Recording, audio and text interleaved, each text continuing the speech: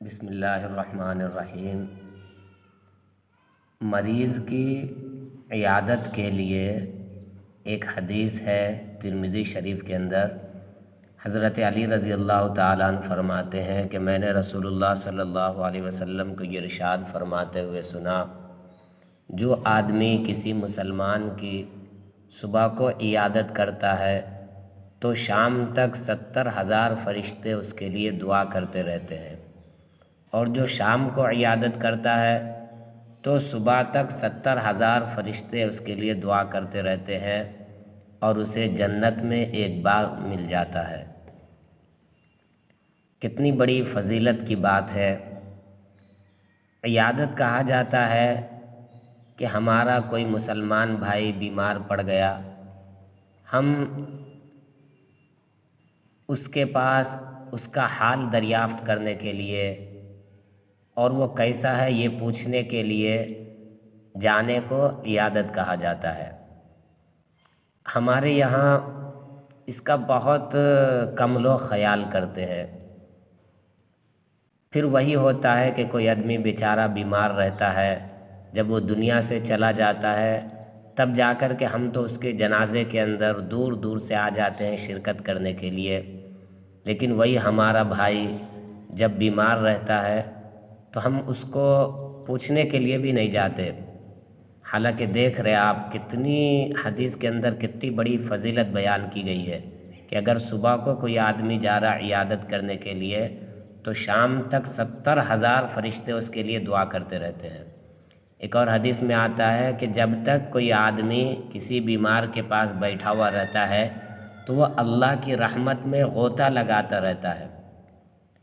ایک اور حدیث کے اندر آتا ہے کہ اگر کوئی آدمی کسی بھی مریض آدمی کے پاس گیا اور جا کر کے ثواب کی امید کے ساتھ گیا تو اللہ تبارک و تعالیٰ اس کو جہنم سے 70 سال کی دوری اس کے درمیان پیدا کر دیتے ہیں۔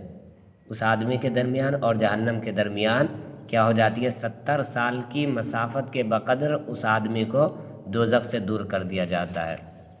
تو میرے بھائیوں، یہ جو مریض کے عیادت ہے یعنی اس کے بارے میں، اس کے حال کے بارے میں پوچھنا، اس کا بہت بڑا ثواب ہے۔ اور اسی طریقے سے آپ حضرات کو یہ بھی معلوم ہونا چاہیے کہ جو آدمی بیمار ہوتا ہے، ہم جب اس کے بارے میں اس کو جاتے ہیں پوچھتے ہیں تو یہ بیمار آدمی جب ٹھیک ہو جاتا ہے تو یہ اس کی بیماری کی حالت میں کون کون آدمی اس کو آیا تھا پوچھنے کے لیے وہ سب یاد رکھتا ہے۔ اور اصل تو یہی ہے بھائی کہ ہم کیا کریں، ہمارا مسلمان بھائی اگر بیمار ہو جائے تو ہم جو ہے نا اس کو حال کو دریافت کرنے کے لیے اور اس کو پوچھنے کے لیے جائے، اس کو کیا کرے، صبر اور سکون کے بارے میں تلقین کہے کہ بھائی آپ ٹھیک ہو جائیں گے، آپ کیا نہ ہو، آپ اتنا زیادہ پریشان نہ ہو۔ حدیث میں آتا ہے کہ جو آدمی کسی بھی مریض کے پاس جائے اور جا کر کے اس کو صبر کی تلقین کرے اور اس سے بھلی بات کہے تو اللہ تعالیٰ قیامت کے دن اس کو عزت کا لباس پہنائیں گے۔ تو میرے بھائیوں، اس سے محبت بھی پیدا ہوتی ہے۔ دیکھیے ہمارے معاشرے کے اندر کہ ہم ایک آدمی بیچارہ بیمار پڑ گیا اور اس کی بیماری کی حالت میں آپ جا کر کے صرف اس سے اچھی اچھی باتیں کر کے آ گئے، آپ اس کو سکون اور دلاسا دے دیے کہ بھائی گھبراؤ مت، آپ جو ہے نا بہت جلد ٹھیک ہو جاؤ گے،